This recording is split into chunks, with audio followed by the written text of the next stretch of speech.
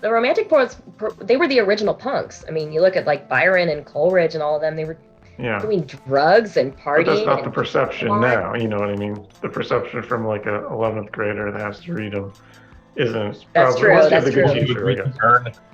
You're like, this stuff is I old. know. But There's yeah, no at the way they time, partied. right. So yeah, at the time they were, filled that cultural role probably. Chris, you said you had maybe like a favorite that just to mention and throw out there. Yeah, it's not an all-time favorite, but I'm not gonna read it, but I'll do a quick synopsis and kind of mention why it's on my mind recently. It's Yeah. Walt Whitman, who I kind of didn't like through my, when I was thinking that writers were punk rock and I was super into Chuck Palahniuk, and then I had my, and this is not my term, this is George Saunders' term, when I had my Hemingway boner. I was obsessed with Hemingway. And the idea that, like these are the bad boys of literature and beat poets and so forth. So yeah, Whitman is very distant and didn't quite have anything, much to say about him. But just in the last 5 years, I kind of came back around. I had to teach an American literature course that involved Leaves of Grass. And, all right, so if I have to teach it, I'll reread it. And it kind of hit me totally with a different angle. And the actual poem is called A Noiseless Patient Spider. And the entire conceit of the poem is this sweetly innocent look at a little spider who's shooting off webs into the darkness of the cosmos. And maybe one web will land on something. Cast forth filament, filament, filament is the key line, hoping that the ductile hold will take and that it'll land on something. And it's a kind of going back to some of the Byronic poets, you could say, well, it's about the soul, it's about searching, it's about reaching out for connection, but it seems so humble and so unpretentious at the same time, and that's the sweet spot for me, where I would describe that as a poem that's more innocent and more good-natured and more optimistic about the soul and the universe and human connection than I am as a person. So to kind of rediscover a poem like that. And I got a little bit out of that, I have to say, for Monuments, because the way he plucked the sponge dinosaurs out of my childhood and just kind of woke me up. Oh shit, I forgot all about that. So something that has that innocence, optimism, kind of the big picture stuff you want from poetry, connecting with the soul, connecting with the universe, but in a way where it's not hitting you over the head with it.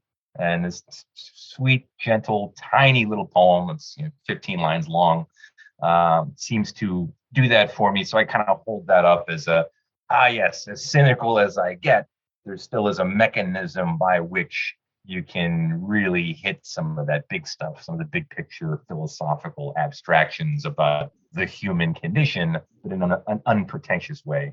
So it's been on my mind recently.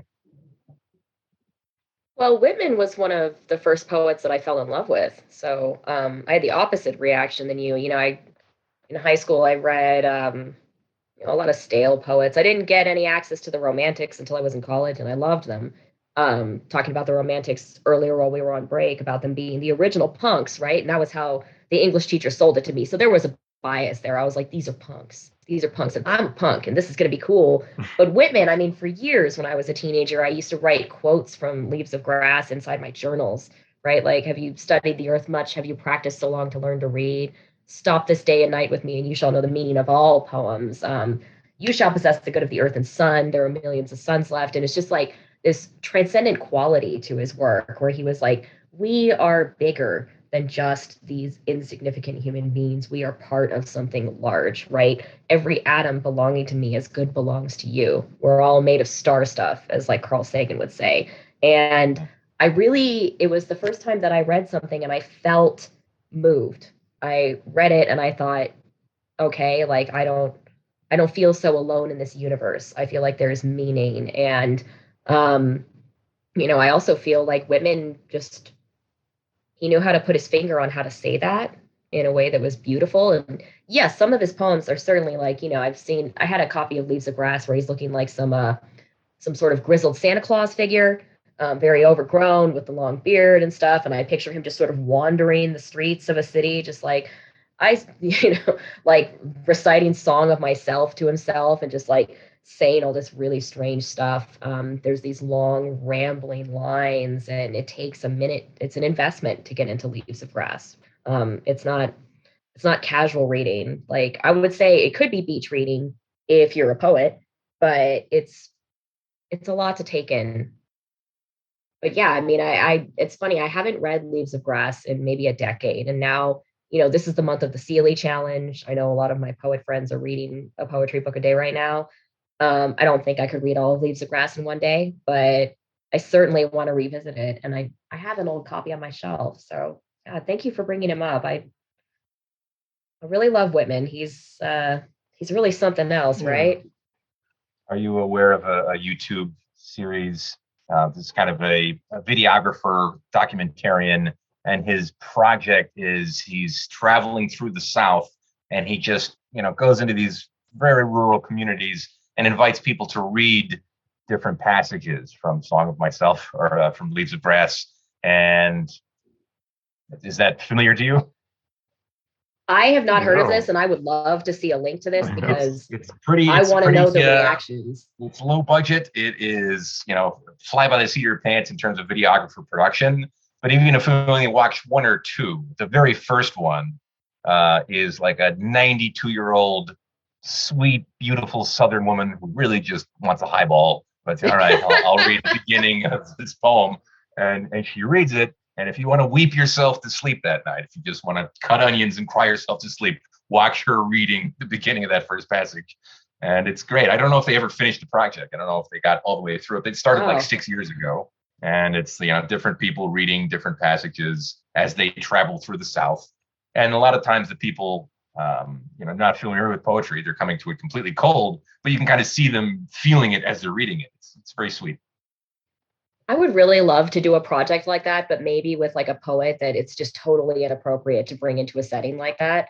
Like instead of something like, this is such transcendent poetry and this will change you and you're going to weep, I'll be like, all right, I'm going to walk through the American South and we're all going to read Sylvia Plath and just see how that goes over. Because I mean, I really like, and Sylvia Plath is amazing, right? But also a lot of those poetries were written when she was mired in depression.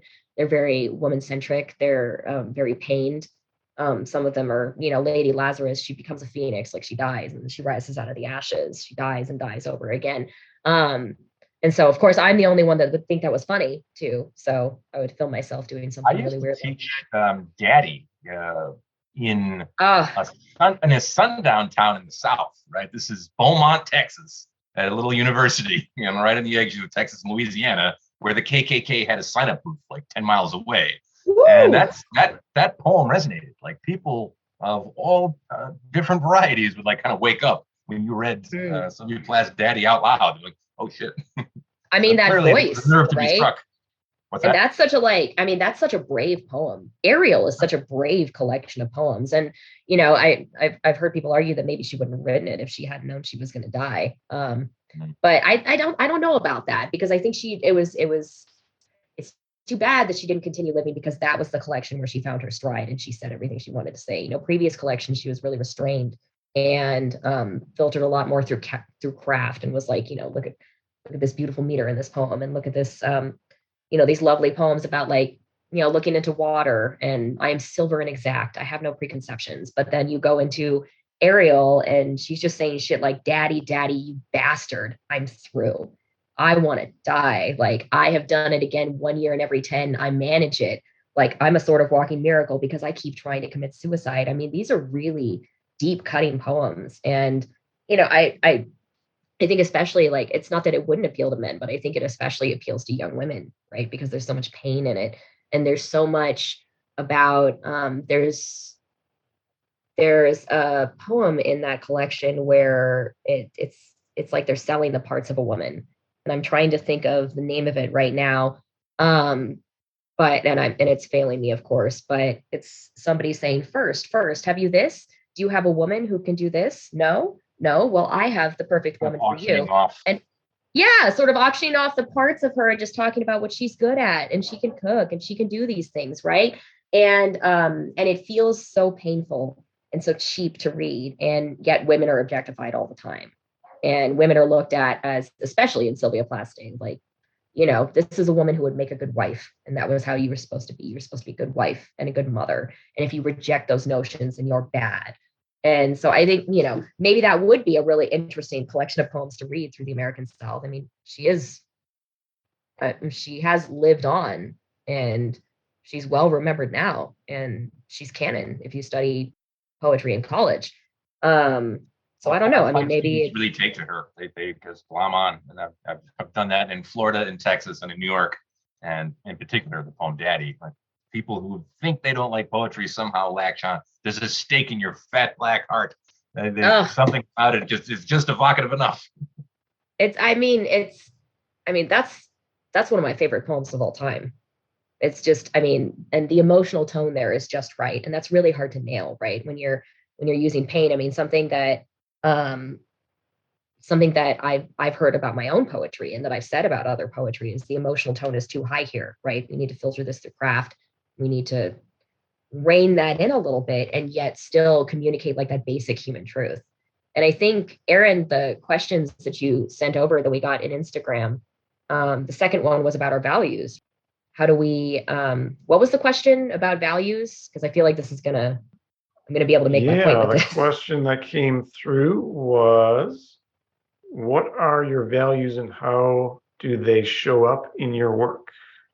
I would say I identify with Plath, right? Like I tend to write in the confessional vein myself. And so part of my big challenge is reining in my emotions too, so that I'm presenting you something that's a piece of art that you can relate to, but that isn't like punching you in the gut all the time.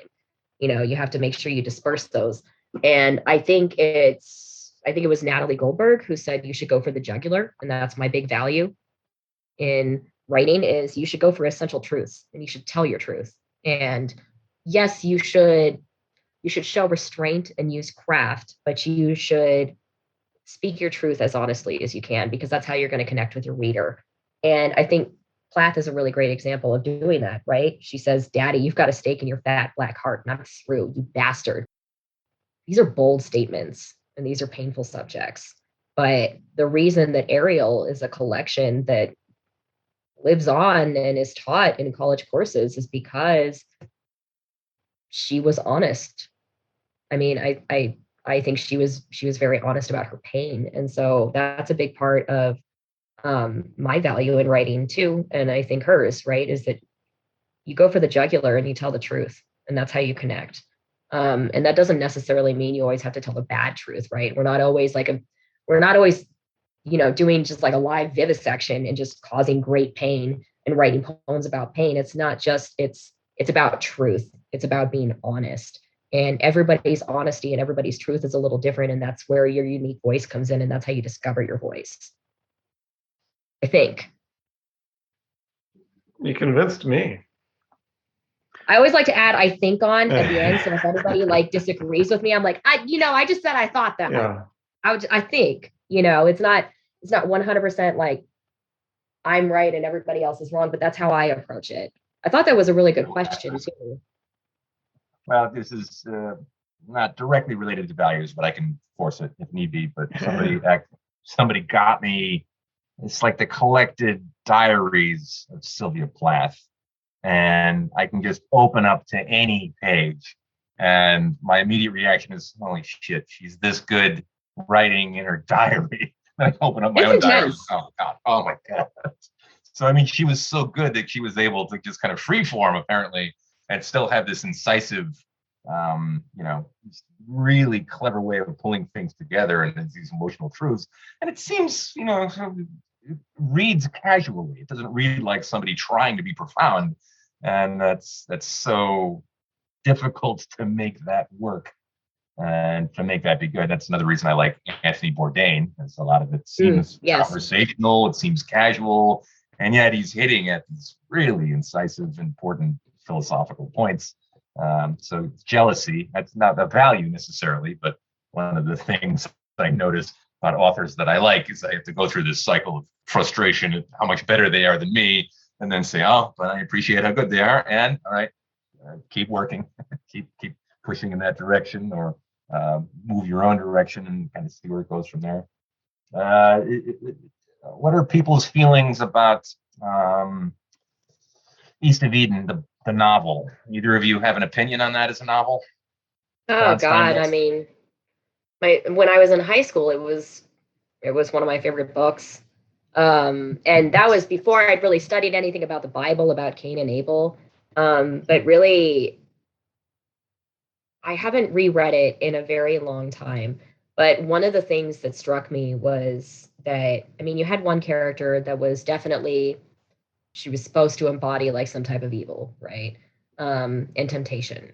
And there was also that conflicted sibling relationship too. And the fact that it followed this family through generations. But I don't know. I mean, I'd want to hear more about you, what you want to say about East of Eden, because really, I think a big part of what I loved about it was the scope of the book too. It's obviously, I think a lot of people would consider that Steinbeck's masterpiece, right? Maybe that or Grapes of Wrath. I would say the book that I revisit the most by Steinbeck is Cannery Row, and that's because I like some of his more lighthearted work. Cannery Row, Tortilla Flat. I like the homeless dudes that he likes to write about that are just sitting around doing weird homeless dude stuff and just having a happy time and still finding joy. That I enjoyed, and the way that he writes about the Salinas Valley and the difficulties of farmsteading, and I think he covered that a little bit better in Grapes of Wrath, but I really, really liked the complexity of the sibling relationship in East of Eden. Aaron, you can back me up on this. Do you remember what I've always claimed is my favorite novel of all time? Oh, I got it. Yeah, you're on record. Actually, I think it was part of our recording, Cannery Row. Excellent. Yeah, because that was one of my questions at one point. Yeah, one of my questions was, what was a book or piece of art or whatever that you return to through time, and then that was your selection for that question. What was my answer though? Yeah, that was Cannery Row. Excellent. Yeah, I just wanted to make the point that Cannery Row is my favorite novel of all time, not East of Eden, which I'm more connected because of the movie. The reason I thought of it though is if I had to make a statement or a claim about my values, I have this weird relationship where I think I have concepts or philosophies that I believe in. These would be things that have to do with the really slippery abstracts like honor or truth or honesty. But those are, I say that, but it's not really true. I think a value, particularly as a writer, is the stuff that really gets me. It hits the jugular. Is stuff I can relate to immediately and kind of apply in my own life, almost in an instructional way, which gets you right onto the edge for me of religion, because I'm basically a reluctant atheist. I wish I wasn't an atheist. I'm a Catholic with all of the guilt, but no mechanism to get rid of all the guilt. So the idea of literature being something that can immediately be instructive in your life or have something to say about your life, either whether you're absorbing it through my favorite novel, Cannery Row, my favorite movie, Magnolia, and my second favorite movie, East of Eden, all of which have troubled relationships with parent figures. The first presentation I did as a 16-year-old community college was on King Lear, about dealing with a father who has borderline personality disorder, and that was the essay that I presented. Was King Lear probably has either bipolar or borderline personality disorder. I was talking specifically about myself and my life, and I just used Shakespeare to have a little hood over it, a little saran wrap to explain what was going on directly in my life and in my situation. So there's those times where the overlap is so strong. Either you're writing something that's true to yourself, or you're watching a movie, or you're reading a novel, and it just hits, and it's almost creepy, it's almost spiritual, but the kismet factor. And ironically, that can create values, and that could be good or bad. You want to read the wrong thing because it might give you the wrong value. But I believe so strongly in storytelling and narrative, the fact that we're doing this in our heads all the time anyway, if you hit on a really good poem or a really good novel or a really good movie or a really good piece of music, you can kind of spontaneously instruct your own life and create a new value in real time, which is awesome if it is something comforting and familiar, and terrifying if it takes you in a new place. And I'm kind of always riding that edge between those two directions of comfort, safety, instruction. This tells me how to live, and holy shit, I have to confront the world in a completely new way. Which way is up? I think. I also have to say that I love Magnolia. I love Paul Thomas Anderson. I also love There Will Be Blood, which is another complicated parent figure thing, right? Yes. I mean, yeah, and it's funny. I was just talking to someone randomly online about Paul Thomas Anderson. They linked a Magnolia thing, and then I just went on this long rant about the use of Amy Mann for the soundtrack of Magnolia and how perfect it is. But that's funny about Cannery Row too. You know, it is, and the thing about Cannery Row is it's not so much the story, really. It's like the cast of characters, right? Like the doctor who's afraid of getting his head wet. I always think about him. That's just lovely. But I feel like I've been there.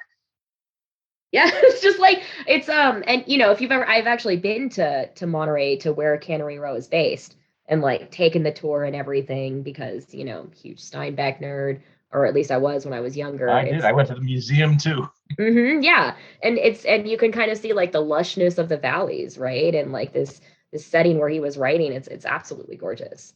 And I forget where I was going with that, but really, yeah, we have some commonality there. I mean, I love Magnolia. It's a great Tom Cruise role, by the way. I mean, I know this is a literary podcast, but I just have to mention the Tom Cruise in Magnolia.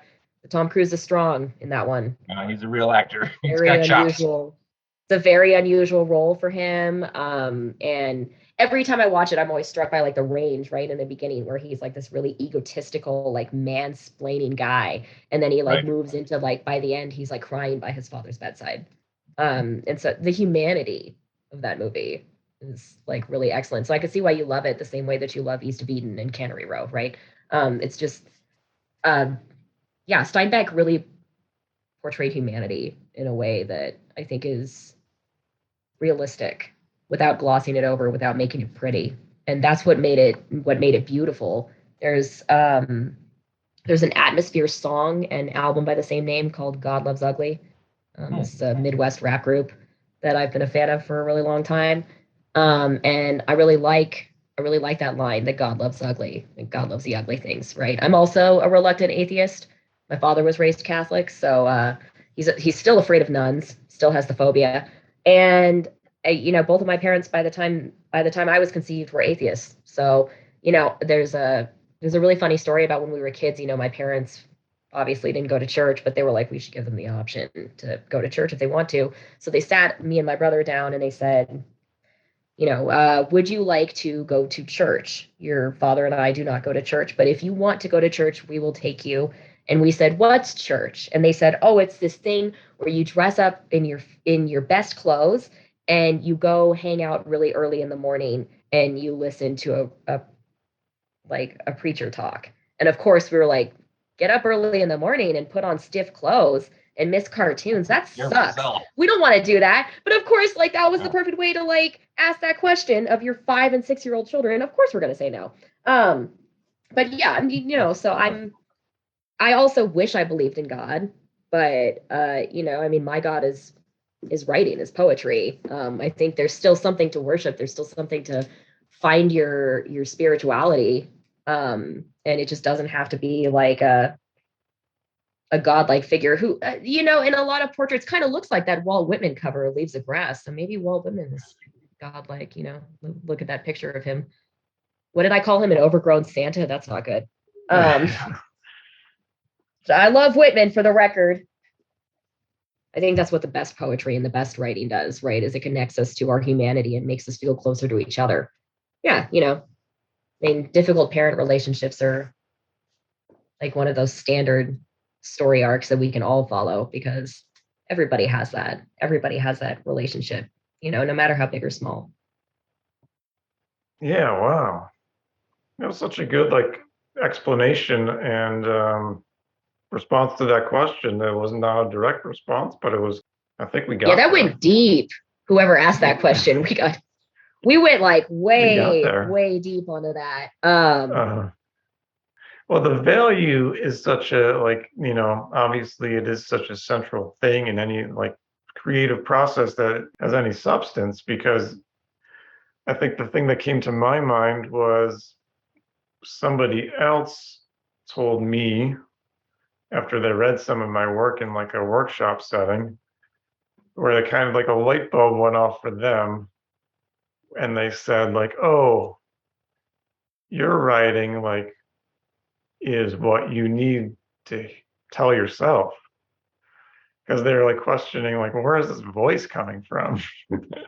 And I'm like, "Oh, whatever my explanation was," and then they said something that the fact that, "Oh, you're telling yourself what you need to hear," and I'm like, "Yeah." I know I'm Yeah, doing pretty that, much. but I know that's what I'm doing, but for it to kind of connect and like, then it makes a little more sense. Whatever I had written makes more sense, because it's not just like in some disembodied voice that's like coming to me, or that's like speaking in some kind of abstract way. It's meaningful to me in the sense of like, that's what I'm giving myself through this kind of circular process of reflecting on things and integrating it and coming back, and whatever that happens, like that's how it came out. So in terms of like the how does it show up in your work, I think that was kind of what I thought of first, is that moment where I had heard that in conversation, and thinking of like, yeah, I'm giving myself the value that I need, but it has to be in a way that like convinces myself that it's not just like, yeah, like everything will work out. I'm like, I'm not going to believe that. Like, it's not so easy. You don't get off that easy. So it has to be this kind of like convincing way to get to where I need to be, where there's that kind of tension there, where it's not just an empty kind of a statement or something like that. For whatever that's worth, that's kind of where I thought, what I thought of I don't first. know if you relate to this. I don't know if you relate to this as much as I do as a teacher, but I didn't come up with this line, but it's perfect for me and maybe for you, Aaron. I teach the lessons that I need, or I teach the content that the lessons that I should be learning. And so I'll take an easy one like procrastination. I can do a sermon. I can do a televangelistic sermon on procrastination, and I'm good at teaching it because I'm terrible with procrastinating. And that can get you into other things like parent issues or addictive personality, depression, anxiety. And I'm good at teaching the stuff that I need to hear. The reason I'm good at it is because I'm teaching the sermon. I'm giving the sermon that I need. And Yeah, yeah. and to piggyback off of that question, whoever posed this question to us, I would say I hope they're listening to this podcast. Firstly, because we covered the question, but secondly, I would challenge whoever asked that question to ask that question of anything that they're reading, because it's a good question to ask, right? You read through Sylvia Plath, you read through Walt Whitman, Hemingway. If you've got your Hemingway boner, Steinbeck. What are their values, and how does it show up in their work? And asking questions of the works we read is kind of how we delve deeper and become both better readers and better writers.